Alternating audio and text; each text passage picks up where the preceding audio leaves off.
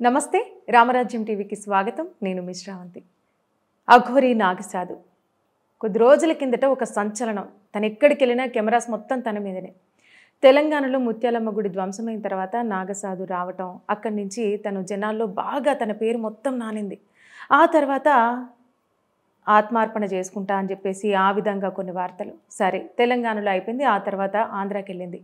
అక్కడ తనను రిసీవ్ చేసుకున్న విధానం వేరు, తెలంగాణలో తను ఫేస్ చేసినటువంటి కొన్ని సంఘటనలు వేరు.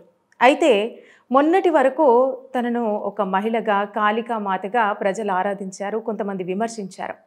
అయితే ఇప్పటికిప్పుడు నిన్నటికి నిన్న తను గడ్డంతో పూర్తి పురుషుడిగా మనకు కనిపిస్తోంది.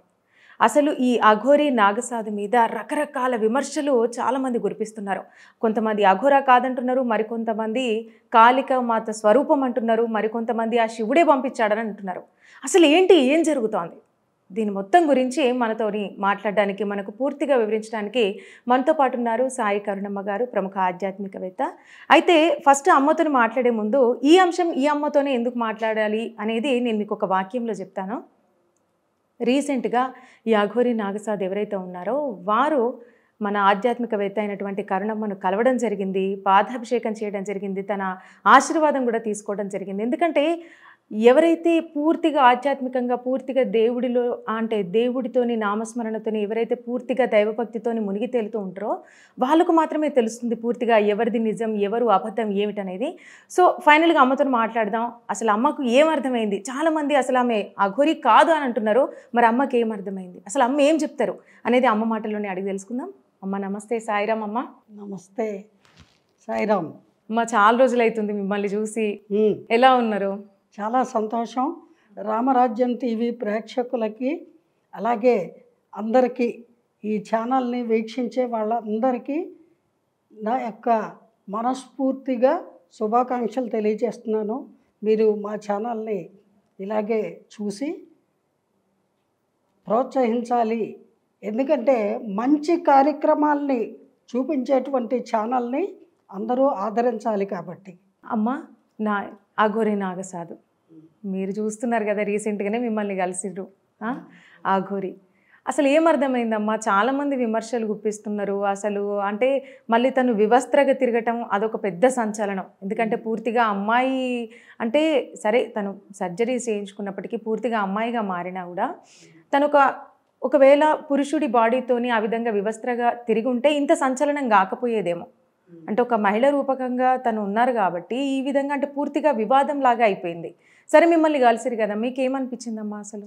ఆ విషయం చెప్పడానికి ముందుగా నేను అఘోర అంటే ఎవరు, అఘోరుడు అంటే ఎవరు అనేది ఒక మంత్రము. ఆ మంత్రము చెప్పి దాని యొక్క అర్థం చెప్తే చాలామందికి అవగతం అవుతుంది. ఈశ్వరుణ్ణి, ఆ మహాదేవుణ్ణి మనము కొలుచుకునేటప్పుడు ఈ యొక్క మంత్రాన్ని పఠించడం జరుగుతుంది. ప్రతి శివాలయంలో మీరు వినే ఉంటారు. మీ అందరికి కూడా ఇది తెలిసిన అంశమే అయి ఉండొచ్చు. కానీ దాని యొక్క సారాంశము అతి తక్కువ మందికి తెలుసు. శివుడికి ప్రీతికరమైనటువంటి మంత్రాల్లో ఈ మంత్రం కూడా ఒకటి. ఎందుకు అంటే మంగళకరుడైనటువంటి ఆ పరాత్పరుడు, ఆ భగవంతుడు, ఆ సనాతన దైవము, ఆ సదాశివుడు, ఆయన ఈ సకల జీవకోటిని అనేక బ్రహ్మాండ భాండాల్లో సృష్టింపబడినటువంటి ఈ యావత్ సృష్టిని కూడా చక్కగా మంగళకరంగా చూసుకునేటువంటి దైవము. అందువల్ల ఆయన్ని ఓం అఘోరేభ్యో దఘోరేభ్యో ఘోరఘోరధరేభ్యః సర్వేభ్యో సర్వేభ్య నమస్తే అస్తు రుద్రరూపేభ్యః అని మనము కొలుచుకుంటూ ఉంటాము. దీని అర్థం ఏమిటంటే అఘోరేభ్యో అంటే మంగళకరమైనటువంటి ఓ దేవుడా, పరమాత్మ, అధ గోరేభ్యో అంటే ఏంటి? అవసరమైనప్పుడు ఘోరంగా కూడా తయారు కాగలిగేవాడు. ఫర్ ఎగ్జాంపుల్ సూర్య భగవానుడు. సూర్యుడు అంటే సాక్షాత్తు భగవంతుడి స్వరూపమే, ఈశ్వర స్వరూపమే ఆయన కూడా. ఈ సూర్యుడి రూపములో ఈశ్వరుడు ఎండాకాలంలో భగభగ మండుతూ తన యొక్క అతి వేడిని సర్వ జీవకోటి మీద కూడా ప్రసరింపచేయడం వల్ల జీవకోటికి చాలా ఉపయోగం ఉంది. ఆ తరువాత కాలంలో అంటే వేసవి కాలం తర్వాత మనకి వర్షాలు వచ్చి పంటలు పండడానికి నీరంతా కూడా ఎండాకాలంలో ఆవిరైపోయి మేఘాలుగా మారి వర్షిస్తుంది. ఇలా జరగడానికి సూర్యుడు కారణము. అంటే సూర్యుడి రూపంలో ఉన్నటువంటి ఈశ్వరుడు, పరమేశ్వరుడు. అఘోరేభ్యో దఘోరేభ్యో అంటే అది అర్థము. ఘోరఘోరతరేభ్యో అంటే సకల చరాచర సృష్టిలో కూడా ఈ అనేక బ్రహ్మాండ భాండాల్లో కూడా అవసరమైనప్పుడు కల్పాంతంలో ప్రళయం వస్తూ ఉంటుంది. ప్రతి కల్పానికి అంతంలో ప్రళయం వస్తుంది. అటువంటి ప్రళయం వచ్చినప్పుడు ఆ ప్రళయాన్ని సృష్టించి దాన్ని మళ్ళీ తనలోనే నిలుపుకునేవాడు, తనలోనే కలుపుకునేవాడు ఒక్క పరమాత్ముడు, ఆ పరమశివుడు. తర్వాత అఘోరేభ్యో దఘోరేభ్యో ఘోరఘోరతరేభ్యో సర్వేభ్యో అంటే సర్వము తానైనటువంటి వాడు ఎవరు? పరమేశ్వరుడు. సర్వేభ్యో సర్వేభ్యో సకల మంగళకరానికి కూడా అన్ని విధాల సకల జీవకోటికి కూడా జరిగే శుభాలకు అన్ని విధాలైనటువంటి మంగళకరమైనటువంటి జీవనయానము కొనసాగించడానికి అని అర్థము. నమస్తే అంటే అటువంటి ఒక పరమేశ్వర నీకు నమస్కరిస్తున్నాము దైవము. నమస్తే అస్తు రుద్ర రూపేభ్యః అంటే రుద్ర రూపంలో ఉన్నటువంటి ఆ ఈశ్వరుడికి. రుద్ర అనే మాటకి అర్థం ఏమిటి అంటే సర్వ దుఃఖాలని సర్వ బాధలని కూడా తొలగించేటువంటి వాడు ఎవరు? రుద్రుడు, ఆ పరమశివుడు.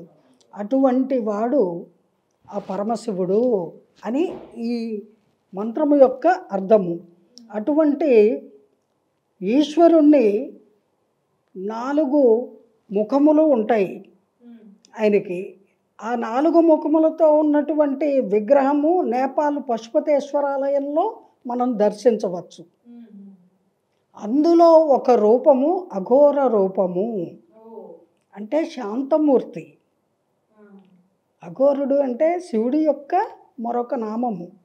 అనేక నామాలు ఉంటాయి భగవంతుడికి, అందులో ఒక నామము. అటువంటి అఘోర రూపమైనటువంటి ఈశ్వరుణ్ణి ఈశ్వరుడు తప్ప అన్యమేదీ లేదు అనే భావనతోటి ధ్యానించి సేవించి అందుకోసమే జీవించేటువంటి యోగ్యత కలిగిన కొందరు మాత్రమే అఘోరులుగా అఘోర దీక్ష తీసుకొని అది నేర్చుకొని ఆ విద్యాభ్యాసము గురువుల దగ్గర నుంచి అఘోరులు అఘోరీలు నాగసాధువులుగా వాళ్ళు రూపాంతరం చెంది విద్యలు నేర్చుకుంటారు. దైవీపరమైనటువంటి విద్యలు, వాటినే కొందరు దశమహావిద్యలని కూడా అంటారు. అంటే అమ్మవారు మహాకాళిక అమ్మవారు కూడా ఆ విద్యలకు అధిష్టాన దేవత కాబట్టి. ఇవన్నీ గుప్తంగా అంటే గోప్యంగా గురువుల దగ్గర నేర్చుకుంటారు. వాటిని అందరి మీద ప్రదర్శించడానికి కాదు, అందరి ముందు ఎగ్జిబిట్ చేయడానికి కాదు. ఎప్పుడైతే లోకములో ధర్మము నశిస్తుందో ధర్మానికి భంగం వాటిల్లుతుందో అటువంటి సమయములో ఈ అఘోరీలు, అఘోరాలు, నాగసాధువులు, ఇటువంటి సాధు పొంగవులు, ఇటువంటి జ్ఞానులు వీళ్ళందరూ కూడా వాళ్ళ జీవితాన్ని భగవత్ సేవకే అంకితం చేస్తారు. కాబట్టి అటువంటి సందర్భంలో వాళ్ళు లోకంలో బయటికి వచ్చి వాళ్ళ తపస్సు చేసుకున్న స్థానం నుంచి బయటకు వచ్చి ధర్మాన్ని కాపాడడానికి వాళ్ళ వంతు చేయవలసిన పనులు చేస్తారు అని అర్థము. అది ఎవరు పడితే వాళ్ళు, ఇప్పుడు అర్జెంటుగా నేను అఘోరి అయిపోవాలంటే నా వల్ల కాదు, మీ వల్ల కాదు, ఎవరి వల్ల కాదు. దానికి కూడా ఒక యోగ్యత ఉండాలి. భగవంతుడు లిఖిస్తాడు. కొన్ని కోట్ల మందిలో ఒకళ్ళిద్దరిని భగవంతుడు ఎన్నుకుంటాడు. వాళ్ళకే ఆ అర్హత ఉంటుంది. వాళ్ళే ఆ విద్యాభ్యాసం చేయగలుగుతారు. వాళ్ళే ఆ సాధనలో జీవితాన్ని అంకితం చేయగలుగుతారు. అటువంటి వాళ్ళు అఘోరీలు, అఘోరాలు, నాగసాధువులు, సాధు పుంగవులు, ఆధ్యాత్మిక జ్ఞానులు, మహానుభావులు, వీళ్ళందరూ ఆ కోవలకి చెందినవారు. వాళ్ళంతా హిమాలయాల్లోనూ, అలాగే కాశీ మహానగరంలోనూ, అలాగే కొన్ని ప్రత్యేకమైన అంటే జనావాసాలకి కొంచెం దూరంగా వాళ్ళ తపస్సుకి భంగం కలగకుండా, వాళ్ళ విద్యాభ్యాసానికి భంగం కలగకుండా ఉండేటువంటి హిమవత్ పర్వతాలు, అటువంటి చోట వాళ్ళు ఏళ్ల తరబడి తపస్సు చేస్తారు. ఆ విద్య నేర్చుకోవడానికి కొన్ని పద్ధతులు, గురువులు ఉంటారు. వాళ్ళు మాత్రమే నేర్పుతారు. వాళ్ళకి కొన్ని గురుకులాలు ఉంటాయి, వాటిని అఖాడాలు అంటారు. అక్కడ వాళ్ళు ఆ విద్యను అభ్యసిస్తారు. వాళ్ళకి ఈ లోకంలోని ఐహిక భోగభాగ్యాలతోటి పని లేదు, అన్న వస్త్రాలతోటి పని లేదు. వాళ్ళు గాలిని, నీరుని మాత్రమే భుజిస్తారు. అయితే అమ్మ, ఇప్పుడు మీరు అనేది వాస్తవమే.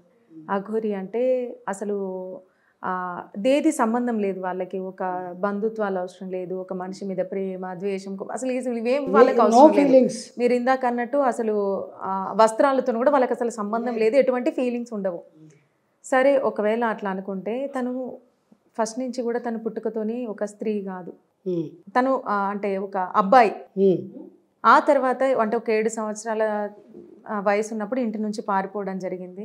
ఓకే, శివుడి మీద భక్తి ఉన్నప్పుడు, అఘోరిగా మారాలనుకున్నప్పుడు ఓ ఏజ్కి వచ్చిన తర్వాతనే తను ట్రాన్స్జెండర్గా అంటే సర్జరీ చేయించుకున్నాడు, ఒక పూర్తిగా మహిళ రూపం దాల్చడానికి.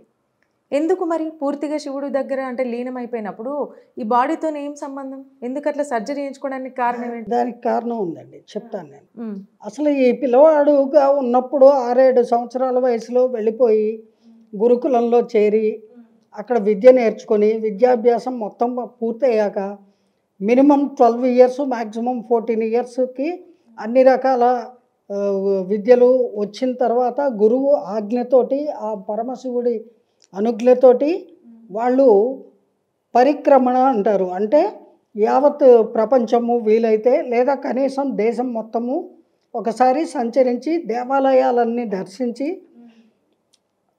ఆ దర్శించే క్రమంలో ఈ మానవ ప్రపంచంలో ధర్మము, సనాతన ధర్మము ఏ విధంగా ఉంది, సంరక్షించబడుతున్నాయా, దేవాలయాలన్నీ సక్రమంగా నిర్వహించబడుతున్నాయా, ఇవన్నీ గమనిస్తారు. అంతే.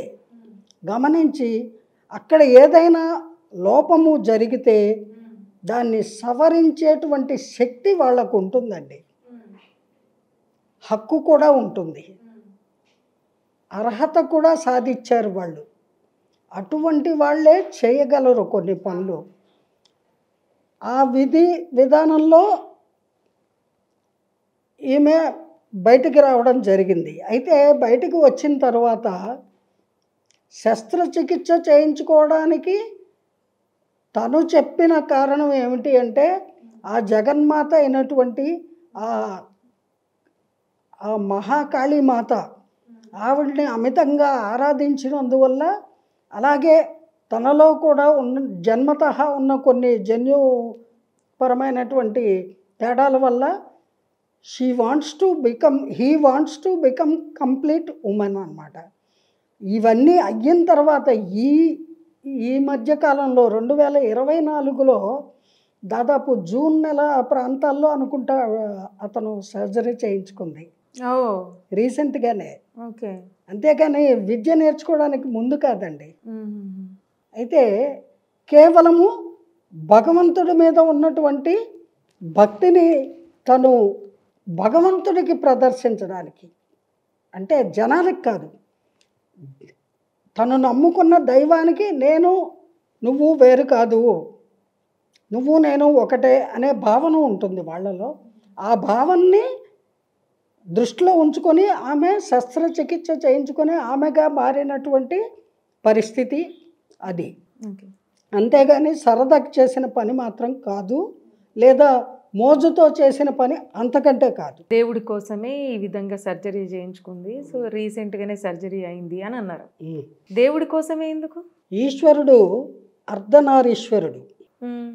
సకల చరాచర సృష్టి, అనేక బ్రహ్మాండ భాండాలు ఇవన్నీ ఆవిర్భవించడానికి వెనుక ఒక ఆదిపరాశక్తి ఎవరైతే ఉన్నారో ఆ జగజ్జనని, ఆ జగన్మాత, ఈ జగత్తుకే మాత, ఆవిడ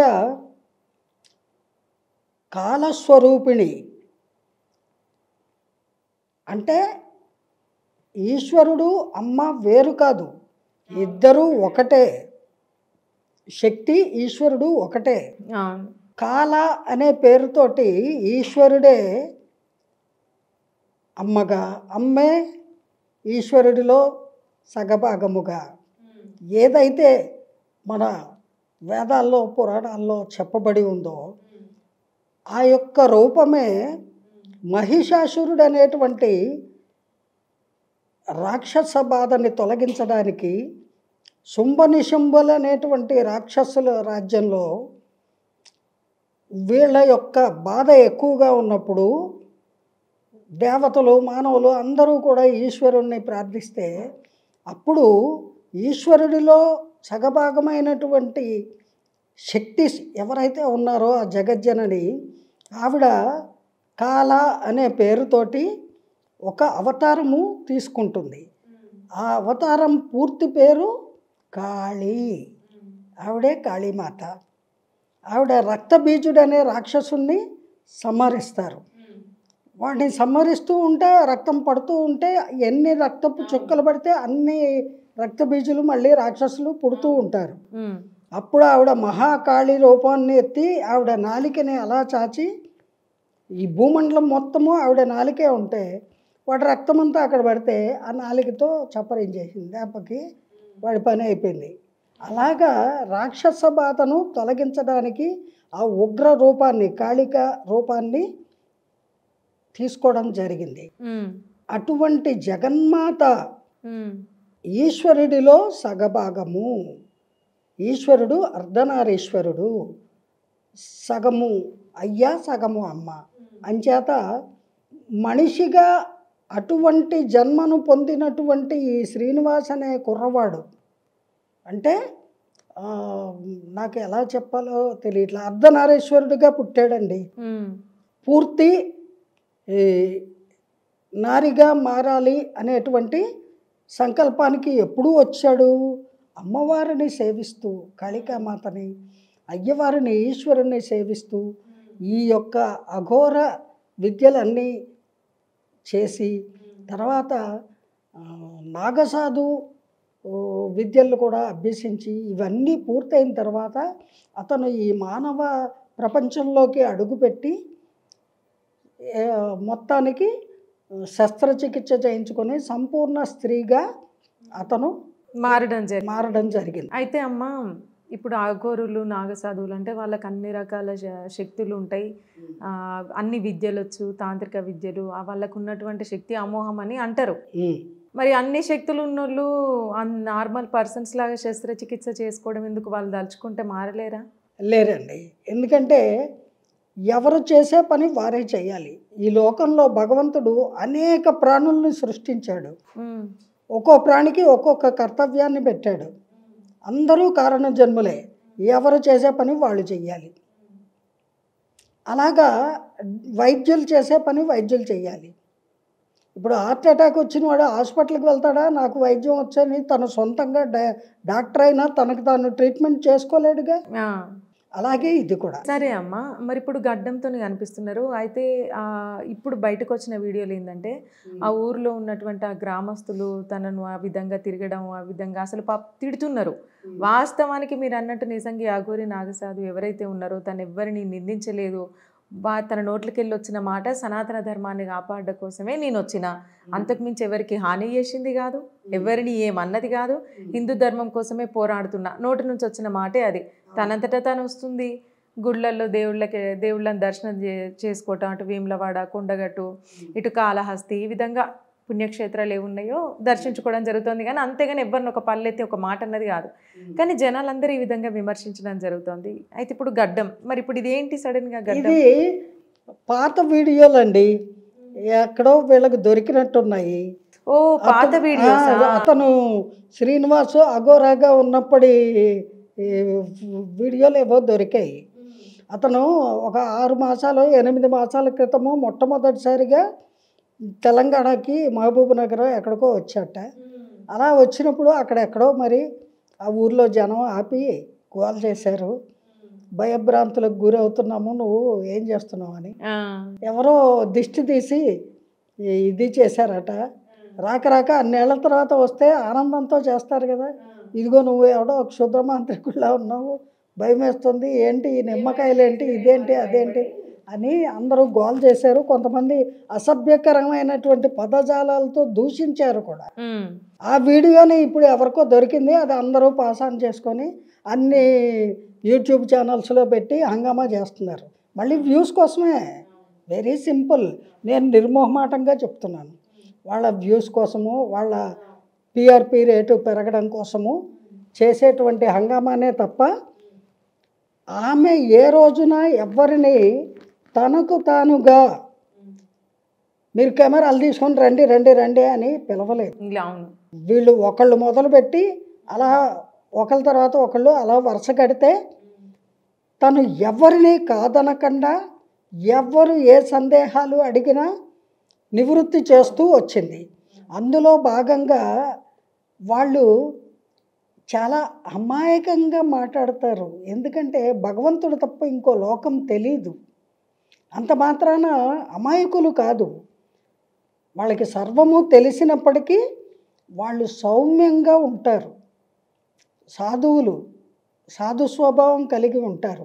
అటువంటి సాధువుని, పరమ సాధువుని కూడా వీళ్ళు రెచ్చిపోయి తిరిగి తిట్టి కేకలేసి ఎదురు దాడి చేసే దుస్థితికి దిగజార్చారు. అంతేకాదు మధ్యలో మానసికంగా చాలా కృంగదీసి ఆత్మార్పణ చేసుకుంటా అని పెట్రోల్ పోసుకునే స్థాయికి మానసికంగా చాలా హింసించారు. నువ్వు ఫేక్ అన్నారు, నువ్వు దొంగవన్నారు, నువ్వు అఘోరివి కాదన్నారు, నువ్వు ఎవరో అన్నారు, నువ్వు ఇంకోటి అన్నారు, ఇంకోటి అన్నారు. వాటి పేర్లు నా నోటితో ఉచ్చరించను, అందరికీ తెలుసు. ఇలా పిచ్చ పిచ్చ స్టేట్మెంట్స్ తోటి అందరూ అవమానించారు, నిందలు మోపారు. అయినా సరే ఎంతో ఓర్పు సహనంతో భరించింది. ఆ ఓర్పు సహనానికి కూడా ఒక హద్దు ఉంటుంది కదా. శివుడు కూడా ప్రళయకాలము వస్తే మూడో కన్ను తెరవక తప్పదు కదా. అలాగే అమ్మవారు కూడా రాక్షస బాధలు ఎక్కువైపోతే దేవతిర్యం మనుష్యాదుల్ని రక్షించడానికి కాళికా అవతారం ఎత్తింది. మరి అటువంటి కాళీమాతను సేవించి ఈశ్వరుణ్ణి సేవించేటువంటి అఘోరాలు, అఘోరేలు, సాధువులు మరి వాళ్ళకి మాత్రం ఒక లిమిట్ దాటిపోతే వాళ్ళు వీళ్ళని కంట్రోల్ చేయాల్సిన స్థితి వస్తుంది. అందులో భాగంగా ఆవిడ వాళ్ళని మందలించిందే కానీ వాళ్ళని గాయపరచడానికో వాళ్ళ ముందు అగ్రెసివ్గా బిహేవ్ చేయడానికో కానే కాదు. అవునమ్మా, ఇప్పుడు రీసెంట్గా మిమ్మల్ని కలిసింది కదా. అవునండి, మిమ్మల్ని కలవడం జరిగింది. మీకు నన్ను అడిగారు, మాత మీ బ్లెస్సింగ్స్ కావాలి, మీ పాద నమస్కారం చేసుకోవాలి అని చెప్పి పాపం వచ్చి నాకు పాదపూజ చేసి నమస్కరించి నాతో ఒక్క 10 నిమిషాలు మాట్లాడడం జరిగింది ఒక దేవాలయంలో. ఆ రోజు శివాలయానికి నేను వెళ్ళాను. అక్కడ ఉన్నాను. ఎక్కడున్నారంటే శివాలయంలో ఉన్నాను, బంజారా హిల్స్. అక్కడికి వచ్చారు. వచ్చిన తర్వాత ఆవిడ she felt very happy. She is ఫిజికల్గా younger than me. I'm above 60, she is below 30. అవును. అందువల్ల తను ఈ లౌకిక ప్రపంచంలో లౌకిక మర్యాదలు ఇచ్చిపుచ్చుకోవాలి అనేది ఇప్పుడిప్పుడే ఇక్కడ అన్నీ తెలుసుకుంటున్నారు. అతి త్వరలో ఇప్పుడు ప్రస్తుతం దేవాలయాల్లోకి వెళ్ళినప్పుడు వస్త్రధారణ చేస్తున్నారు. ఇన్ ఫ్యూచరు ఈ బాహ్య జనాల మధ్యన తిరగవలసి వచ్చినప్పుడు కూడా వస్త్రధారణ చేసే పరిస్థితి వస్తుంది అతి త్వరలో. ఎందుకంటే లేకపోతే ఈ నరఘోష ఎక్కువైపోయింది. అవును. ఈ మానవులందరూ కూడా చాలా దారుణంగా మాట్లాడడము, హింసించడము ఎక్కువైపోయింది. దాని నుంచి తనను తాను మరి protect దారుణం చేసుకోవాలి. అమ్మ. ఎందుకంటే నేను ఒక వీడియోలో నేను చూసిన ఈ అఘోరి నాగసాధు నిత్యకృత్యాలు ఉంటాయి కదా, అక్కడికి కూడా వెళ్ళి కెమెరాలు పెడుతున్నారు. ఎంత దారుణం అసలు. మనుషులేనా అసలు? ఆ, వాళ్ళు స్నానం చేసేటప్పుడు ఎవరన్నా రాణిస్తారా? ఏమండి, ఇంకొకటి అండి, అది ఎంత తప్పు అనేది ఎవరికి వాళ్ళు ఆత్మ పరిశీలన చేసుకోవాలి. 2-3 నెలల క్రితము గుడివాడలో ఒక లేడీస్ హాస్టల్లో, మెడికల్ హాస్టల్, మెడికల్ అందరూ ఉండేటువంటి హాస్టల్లో అక్కడ ఒక అమ్మాయి అందరి వాష్రూముల్లో కెమెరాలు పెట్టింది అని ఒక న్యూస్. అవునవును. అది ఎంత నీచమైన పనో ఇప్పుడు వీళ్ళందరూ చేసింది కూడా అంత నీచమైన పని అని మనం చెప్పుకోవచ్చు. అంటే మరి ఇప్పుడు మిమ్మల్ని కలిసినప్పుడు ఏం చెప్పిందమ్మా? అంటే అంటే ఫ్యూచర్లో నేను ఇది చేస్తాను. లేదండి, అందరికీ కెమెరాల ముందు చెప్పినటువంటి మాటే నాతో చెప్పారు.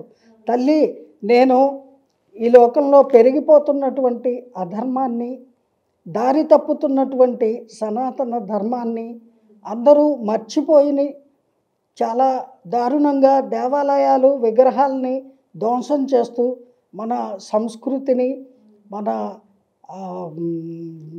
దేవీ దేవతా విగ్రహాలని ఈ రకంగా నాశనం పట్టిస్తూ ఉంటే చూస్తూ ఊరుకోకూడదు కదా. అందుకని అందరిలో అవేర్నెస్ తీసుకురావడానికి, తిరిగి ధర్మ సంస్థాపన జరగాలి అనేటువంటిది హైందవులు అందరూ కూడా తెలుసుకోవాలి ముఖ్యంగా అనేటువంటి సదుద్దేశంతో నేను రావడం జరిగింది. నేను ఇక్కడికి వచ్చాక నాకు ఇవన్నీ వినపడుతున్నాయి. పలానా దేవాలయంలో ఇలా అయింది, పలానా దేవాలయంలో అలా అయింది అని. అది నేను తట్టుకోలేక వాటిని నిరోధించడానికి అందరిలోనూ కూడా ఒక ప్రేరణ, ప్రభుత్వాల్లోనూ అలాగే సంబంధిత శాఖల వారిలోనూ, అలాగే ప్రజలు నిత్యము కొలుచుకునే దేవాలయాలు దేవీ దేవతా విగ్రహాలు కదా, వాటిని సంరక్షించుకోవాల్సిన బాధ్యత పౌరులందరి మీద కూడా ఉంటుంది కదా. అందుకని ఈ ధర్మాన్ని, సనాతన ధర్మాన్ని అందరూ కూడా సాధ్యమైనంత వరకు తెలుసుకొని నిలబెట్టుకోవడానికి ప్రయత్నించండి అనే అవేర్నెస్ తేవడానికి నేను కంకణం కట్టుకున్నాను. అందుకోసం నా ప్రాణత్యాగానికైనా సరే నేను వెనుకాడను అని చెప్పారు. అందరికీ ఛానల్స్లో చెప్పిన మాటే. అలాగే స్త్రీల పట్ల, పసిపిల్లలు, అసలు లోకమంటే ఏమిటో తెలియని నెలల బిడ్డల్ని కూడా రేపులు చేసి దారుణంగా మర్డర్లు చేస్తున్నారు. ఇటువంటి అకృత్యాలన్నింటినీ కూడా ప్రజలు నిరోధించాలి, ప్రభుత్వాలు నిరోధించాలి. అటువంటి దుర్మార్గుల్ని సమాజంలో తిరగనివ్వకూడదు. వాళ్ళకి కఠినాతి కఠినమైన శిక్షలు విధించాలి. ఇటువంటివన్నీ కూడా జరగాలి అంటే గళం విప్పాలి. అందుకని నేను ఒక ప్రయత్నంగా, ఒక మనిషిగా నేను నా ప్రయత్నం చేయడానికి నలుగురిలో నోరు విప్పవలసి వచ్చింది. అందరూ అర్థం చేసుకొని నా వెనక ఉంటారు అని ఆశపడ్డాను. కానీ ఇక్కడ జరుగుతున్నది వేరేగా ఉంది. అందరూ నన్ను వ్యాపార వస్తువులాగా భావించి కెమెరాలు పట్టుకొని ఆ విషయం విడిచిపెట్టి తక్కిన క్వశ్చన్లన్నీ అడుగుతున్నారు. అసందర్భమైన ప్రశ్నలు అడుగుతున్నారు. నీకు పువ్వులు ఎందుకు, లిప్స్టిక్ ఎందుకు, బొగ్గం చొక్కెందుకు, బట్టలు ఎందుకు కట్టుకోవట్లా, ఇలాంటివన్నీ అడుగుతున్నారు. వాళ్ళు పట్టించుకోవాల్సిన అంశాలు ఇవ్వండి. లోకంలో ఎన్ని నేరాలు ఎన్ని ఘోరాలు జరుగుతున్నాయి, వాటి గురించి ఆలోచించరా? ధర్మాన్ని కాపాడరా? అది మానవ ధర్మమా, మానవత్వమా? ఇదే నా ప్రశ్న, ఇదే నా సమస్య. మీ అందరి సమస్యలు తీర్చడమే నా సమస్య. మీ అందరూ ఏ సమస్యలు లేకుండా శాంతియుతంగా సంపూర్ణ ఆయురారోగ్యాలతో ఉండాలి అనేదే నా కోరిక. నేను అందుకే నలుగురిలోకి వచ్చాను అని ఆమె చెప్పడం జరిగింది. ఓకే. ఆవిడ ఆశయం ఉన్నతమైంది. ఇంతవరకు అనేక మంది, మనకి అనేక పీఠాలు ఉన్నాయి, శంకర పీఠాలు ఉన్నాయి, ఇంకోటి ఉన్నాయి, దత్తపీఠాలు ఉన్నాయి, అనేక హైందవ మతానికి సంబంధించినటువంటి మఠాధిపతులు ఉన్నారు, పీఠాధిపతులు ఉన్నారు, యోగులు ఉన్నారు, సాధు పుంగవులు ఉన్నారు, స్వామీజీలు ఉన్నారు, అలాగే ప్రవచనకర్తలు ఉన్నారు, ప్రభుత్వాలు ఉన్నాయి, సంబంధిత దేవాదాయ శాఖలు ఉన్నాయి. ఇన్ని ఉండి ఏ ఒక్కరైనా సనాతన ధర్మాన్ని పరిరక్షించుకోవడము మన ధర్మము, నోరు లేని గోవులను హింసించి చంపేసి గోమాంసము తింటున్నారు, దాన్ని అడ్డుకోవడము మన ధర్మము. అలాగే స్త్రీల పట్ల, పసిపాపల పట్ల జరుగుతున్నటువంటి శారీరక, లైంగిక, మానసిక ఘాతుకాలు ఏవైతే ఉన్నాయో వాటిని అడ్డుకోవడము ప్రతి మానవుడి యొక్క ధర్మము అనేటువంటిది అందరూ తెలుసుకొని తదనుగుణంగా నడుచుకోవాలి అనే ప్రేరణ కలిగించడానికి, ఆ ప్రేరణ కలిగించడంలో భాగంగా అవసరమైతే నన్ను ఎవరైనా కొట్టినా, చంపినా, నన్ను జైల్లో పెట్టినా సరే ఆ ధ్యేయంతో నా గురువుల ఆజ్ఞ మేరకు నేను ఇక్కడికి వచ్చా, వాళ్ళ అనుమతితో వచ్చా అని ఆవిడ చెప్పారు. అమ్మ, ఇప్పుడు తన గురించి మీరు చెప్పిందంతా ఓకే, వాస్తవం. కానీ ఇప్పుడు అఘోరీలు అంటే వాళ్ళు ఎక్కువగా శ్మశానాల్లో ఉండటం, ఎందుకంటే వాళ్ళకి మనలాగా ఇంట్లో ఉండరు. అయితే గుజరాత్కి ఏదో ప్లేస్కి వెళ్ళేటప్పుడు శ్మశానంలో స్టే చేయడం జరిగింది. అక్కడ ఉన్నటువంటి ఎవరైతే అక్కడ గ్రామస్తులు అంటే చూసిన వాళ్ళందరూ అయితే అక్కడ తాంత్రిక పూజలు ఏవో చేస్తుంది, ఊరికి అరిష్టం అవుతుందేమో అన్నట్టు భావించి తనను ఇట్లా అడ్డుకోవడం అదంతా జరిగింది. అసలు ఏం జరిగిందమ్మా? అసలు యాక్చువల్గా జరిగింది ఏంటంటే, ఆవిడ విజయవాడ నుంచి అలా పెడుతూ అలా మహారాష్ట్ర మీదుగా గుజరాత్ వెళ్దామని ప్రయాణం చేస్తూ వరంగల్ ఆ ప్రాంతాలకి దగ్గరికి వచ్చిన తర్వాత అక్కడ శ్మశానంలో ఆమె కొంచెం సేపు అక్కడ విశ్రమించి వెళ్దాము అనుకున్నారు. ఆ సమయంలో అక్కడ ఒక శవము దహనం జరిగింది. వాళ్ళు ఏం చేస్తారంటే, ఎవరైనా శవదహనం జరుగుతున్నప్పుడు ఆ శవానికి వాళ్ళు భక్తితోటి నమస్కరించి పూజ చేస్తారు. అంటే ఆ బాడీలో ఉన్నటువంటి సోల్ ఏదైతే ఉందో దానికి సద్గతులు లభించాలి, ఇట్ షుడ్ రీచ్ గాడ్, మధ్యలో ఎక్కడా ఉండకుండా భగవంతుడినే చేరుకోవాలి అనేటువంటి సదుద్దేశంతో వాళ్ళ పూజా విధానం ఏదో ఉంటుంది, ఆ పూజ చేస్తారు. చేసి ఎంతో భక్తి శ్రద్ధలతోటి ఆ యొక్క శ్మశానంలోనే ఉండి అవన్నీ నడిపిస్తారు. ఆ సందర్భంలో అక్కడ ఆవిడ పూజ చేస్తున్నటువంటి సందర్భంలో ఒక కోడిని జగన్మాతకి నివేదన చేశారు ఆ పూజలో భాగంగా. అది ఈ జనాలందరూ గుమిగూడి చూశారు. చూసి అదిగో ఒక జంతువుని చంపేసింది, ప్రాణంతో ఉన్న జంతువుని అని జంతువుల్ని ప్రేమించే వాళ్ళు ఉంటారు కదా, వాళ్ళు ఆవిడ మీద పోలీస్ కేసు కూడా పెట్టారు. అఫ్కోర్స్ నిన్న ఇవాళ ఎక్కడో న్యూస్లో చూశాను నేను. అది నేనేమంటానంటే, మీరు కోళ్ళు తింటలేదా, మేకలు తింటలేదా అంటే కొట్టుకెళ్ళి చంపేసిన మాంసాన్ని కొనుక్కొచ్చుకొని వండుకుంటున్నారు కాబట్టి మీరు కోడిని డైరెక్ట్గా చంపట్లా, మేకను చంపట్లా అని మీ ఉద్దేశమా? డైరెక్ట్గా ఇంటికి మంచి కోడిని చూసి తెచ్చుకొని వండుకొని చంపి తినేవాళ్ళు లేరా? చేపల్ని కొని తెచ్చి చంపేసి బండకి రుద్ది దాని చర్మం అంతా చితక్కొట్టేసి ఆ మాంసాన్ని ముక్కలు చేసి మసాలాలు వేసి వండుకు తింటలేదా? మేకల్ని తింటలేదా? ఏ జంతు మాంసము ఎవరు తింటలేదు? జీవహింస ఎంతమంది చేయట్లేదు అంటే ఈవిడ శ్మశానంలో చేస్తే మీరు చూశారు కాబట్టి ఆవిడ మీద కేసు పెట్టారు. చాలామంది ఇళ్లల్లో జంతువుల్ని ప్రాణాలతో ఉండంగా కొనుక్కొచ్చుకొని చంపి వాళ్ళ ఇష్టదైవానికి బలిచ్చి ఆ మాంసాన్ని వండుకొని తింటలేదా? మరి మీ అందరినీ పెట్టడానికి ఎన్ని జైళ్ళు కావాలి, ఎన్ని కంప్లైంట్స్ ఇవ్వాలి, ఎంతమంది పోరాడాలి? తప్పండి అది.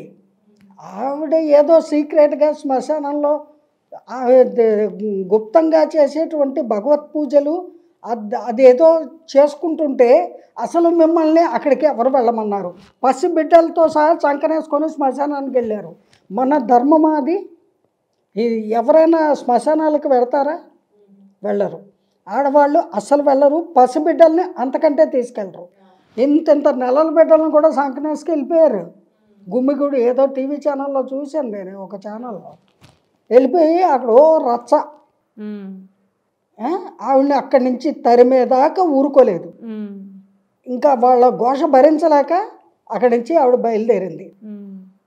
కాసేపు పడుకుందామని పాపం శ్మశానంలో పడుకుంది. వాళ్ళ ధ్యానము, పూజ, నివాసము ఆ మరుభూమిలోనే వాళ్ళు ఉండేది ఎక్కువగా. ఎవరు ఇళ్ళకి వెళ్ళరు, ఎవరిని తాకరు, వాళ్ళని ఎవరు తాకూడదు.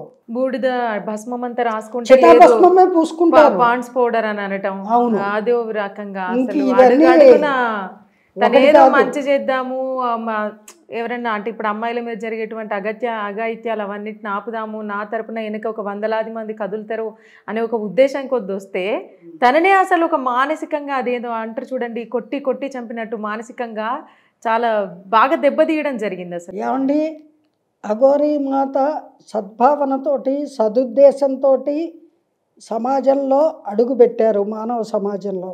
అది మెల్లమెల్లగా అర్థం చేసుకున్న వాళ్ళు ఆవిడకి సహకరిస్తారు. ఆవిడ వచ్చింది మన కోసమే, మనకు మేలు చేయడానికి అని తెలుసుకుంటారు. ఆ రోజులు కూడా ముందు ముందు రానున్నాయి, చూద్దురు. కానీ ఎప్పుడు కూడా ఎవరిని మనం మనుషులం కాబట్టి ముందు ఎవరైనా సరే సాటి ప్రాణిని గౌరవించి గౌరవం పొందాలి. ఇది మన బేసిక్ కర్టసీ అనేది ఎవ్రీవన్ షుడ్ రియలైజ్. తెలుసో తెలియకో తప్పులు చాలామంది చేస్తారు. అలాగే మన మీడియా సోదరులు కూడా అతి ఉత్సాహంతో అడగరానివి కొన్ని అడిగారు. ఆ ఫేస్ అయిపోయింది. ఆవిడ పాపము క్షమించేశారు, బాధపడ్డారు, క్షమించారు. కానీ ఏ ఛానల్స్కి ఇంటర్వ్యూలు ఇవ్వదలుచుకోలేదు. వాళ్ళ గురువాజ్ఞ కూడా లేదు ఇప్పుడు. ఎందుకంటే ఆవిడ బోళా మనిషి. వీళ్ళు ఏమో మీరు శవాలు తింటారటగా అని అడిగితే అవును అంది.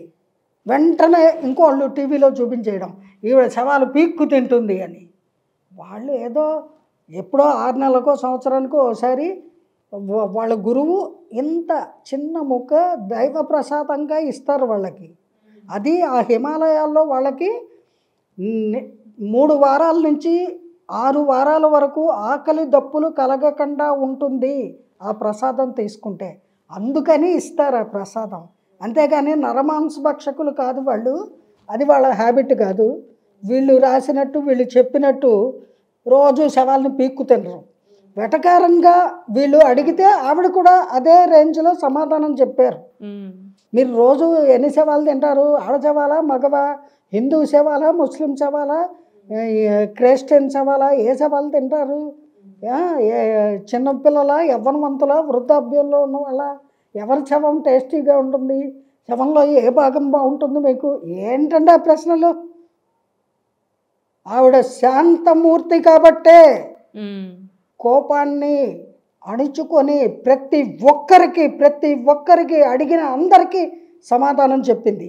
కాకపోతే కొందరికి విసుగు చెందాక వ్యంగ్యంగా చెప్పింది, అవునయ్యా తింటాము, రోజు తింటా అని చెప్పింది. But it is not right. Okay, వీళ్ళకి కూడా అదే అర్థం అవ్వాలి. అంతలాగా ఎవరిని హింసించకూడదు. దయచేసి మన అందరం కూడా సోదర భావంతో ఉండాలి, ఐకమత్యంగా ఉండాలి. అఘోరీ మాత, నాగసాధువులు, సాధు పుంగవులు అందరూ కూడా అపేక్షించేది అదే. మానవాళి అంతా ఐకమత్యంగా ఉండాలి, ఏ బాధలు లేకుండా చక్కగా వాళ్ళ జీవితాన్ని ప్రశాంతంగా జీవించాలి అనేదే వారి ఉద్దేశం అండి. అయితే ఇప్పటి వరకు నాగసాధు మీద ఉన్నటువంటి ఎవరైతే విమర్శిస్తారో వాళ్ళందరికీ మీరు ఒక చక్కటి సమాధానం చెప్పారో, అంటే తను ఎందుకు వచ్చింది, తన ఆశయం ఏంటి, అసలు తను ఏం చేస్తుంది అనేది చాలా క్లుప్తంగా వివరించారమ్మా. థ్యాంక్ యూ సో మచ్ అమ్మా, చాలా చక్కగా వివరించినందుకు ధన్యవాదాలు. చూస్తున్న ప్రేక్షకులు మీరు కూడా ఒకసారి గమనించినట్టయితే, ఫస్ట్ ఆఫ్ ఆల్ నాగసాధు ఎప్పుడైతే తెలంగాణలో అడుగుపెట్టిందో అసలు అంటే తను ఎందుకు వచ్చింది సడన్గా, అంటే ఇన్ని రోజులు అక్కడ పర్వతాలలో కొండలలో శివుడి కోసం తపస్సు చేసుకునేటువంటి ఒక అఘోరి ఇక్కడికి ఎందుకు వచ్చింది అని తన మాటలు, అంటే నోరు తెరిస్తే సనాతన ధర్మం కాపాడుకోవాలి, హిందూ ధర్మం కాపాడుకోవాలి అని మాట్లాడే ఆవిడ గురించి దానికి సంబంధించినటువంటి ప్రశ్నలు తలెత్తాలి. కానీ అంటే పక్కదారి మనం పట్టడమే కాకుండా తనని కూడా అంటే ఒక మానసికంగా తను కృంగిపోయేలాగా ఇటువంటి వ్యాఖ్యలు కూడా చేయటం కూడా నిజంగా చాలా తప్పు. సో కరుణమ్మ గారు చెప్పారు, అంటే పూర్తిగా తన గురించి ఎవరైతే విమర్శించారో వాళ్ళకి ఆన్సర్ దొరికే ఉంటుంది. సో ఈ వీడియో కనుక మీకు నచ్చినట్టయితే మీ విలువైన అభిప్రాయాలను కామెంట్ బాక్స్లో షేర్ చేయండి, అంతేకాకుండా లైక్ చేయండి. చూస్తూనే ఉండండి రామరాజ్యం టీవీ.